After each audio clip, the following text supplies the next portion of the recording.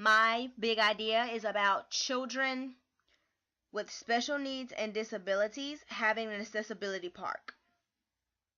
I chose this topic because I feel that all children deserve to play, and that play is a very important part of your childhood.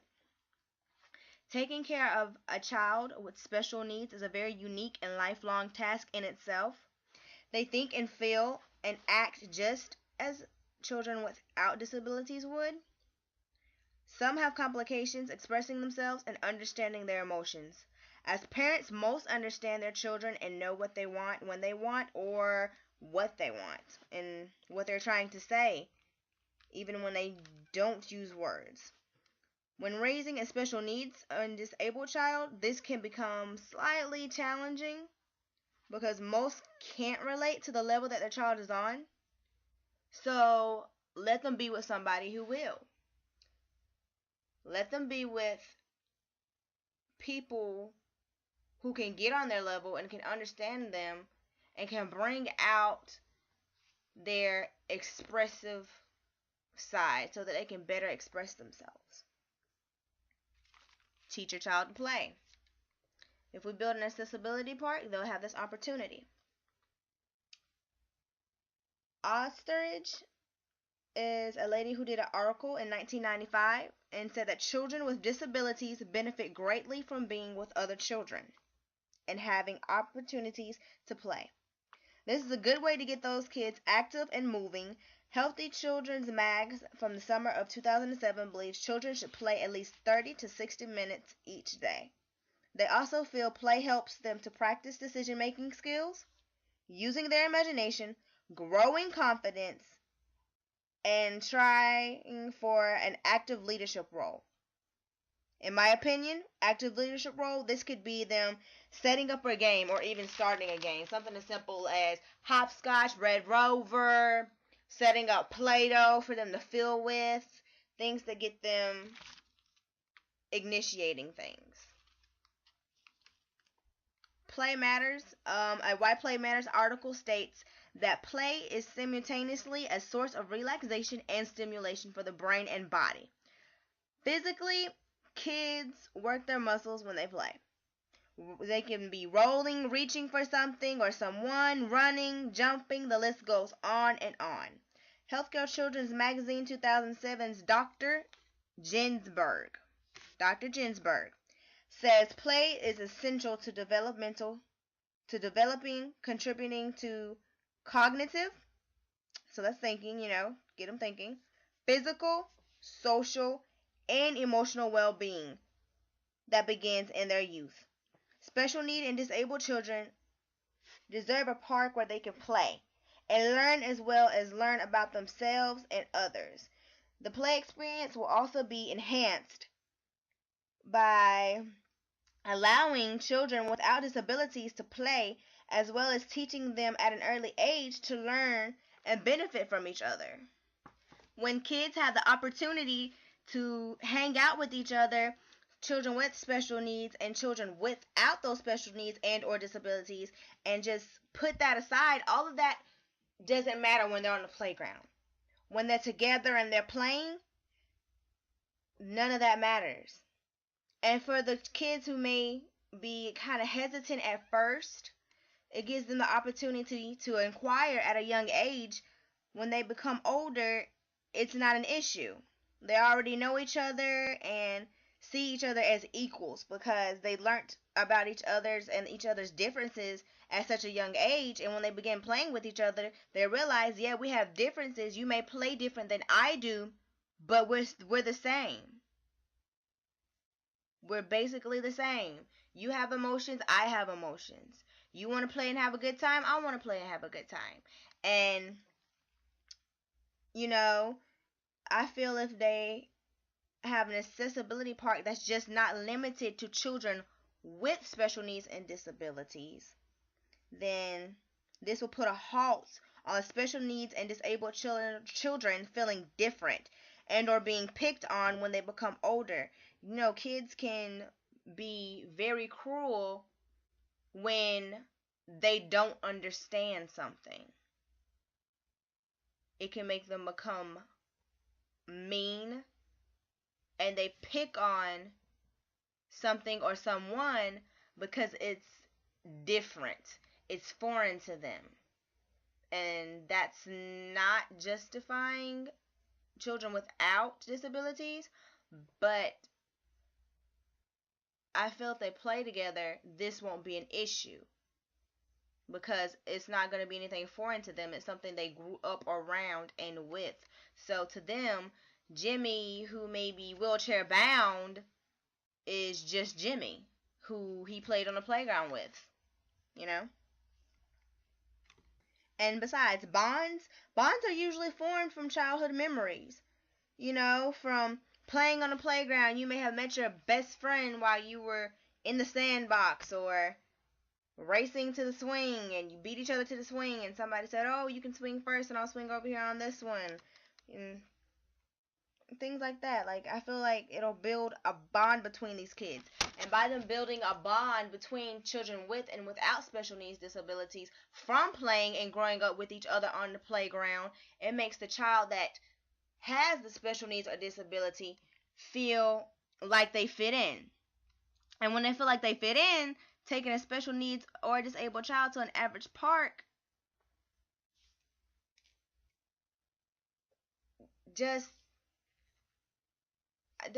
I feel they just won't get the same effect. They don't have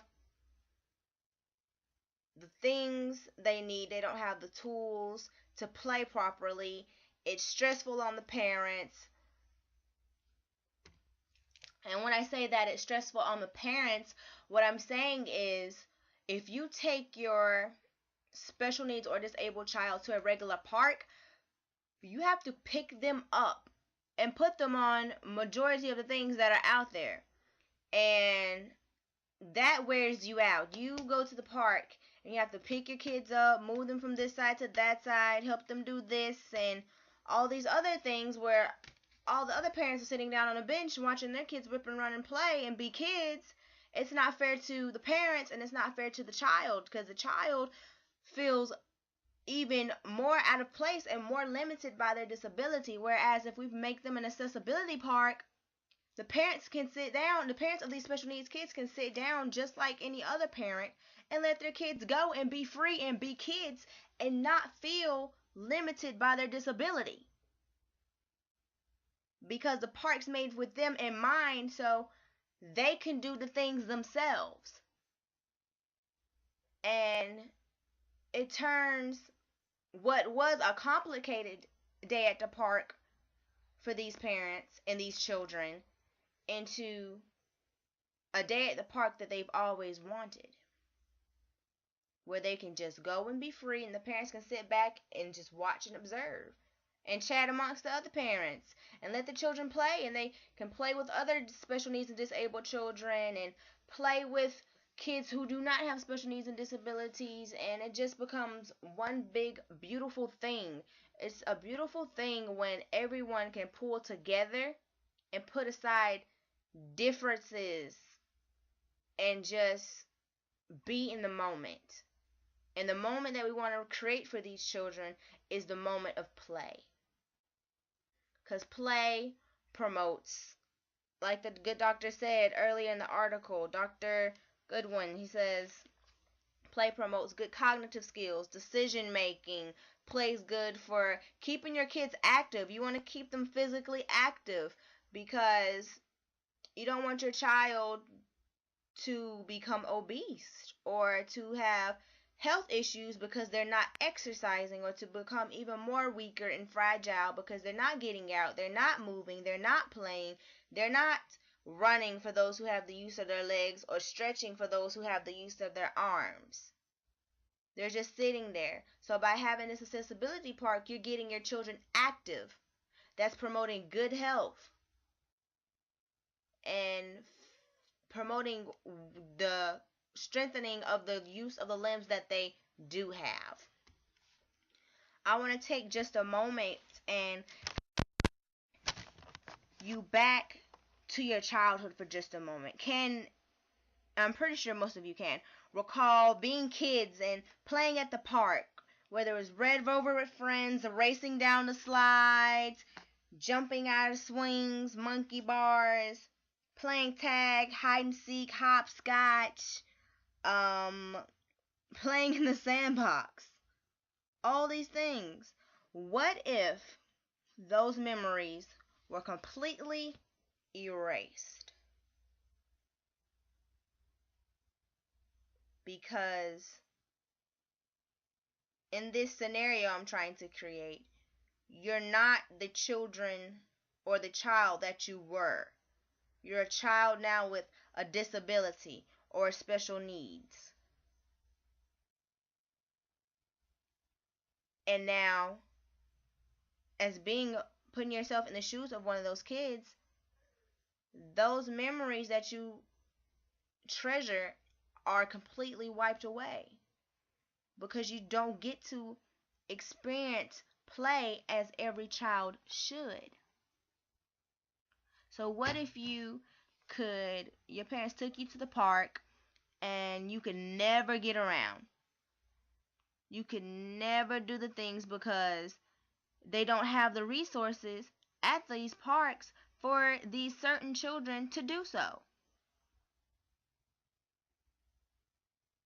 Not a good look, is it? But what if? What if they did? What if we created a park, bond together as a community and create a park made with these kids completely in mind? What if we could give them a park with the same memories that creep into our mind as we think about them right now? We can give these kids that. Communities are too often known to bond together in the midst of a disaster. Disasters bring people together majority of the time.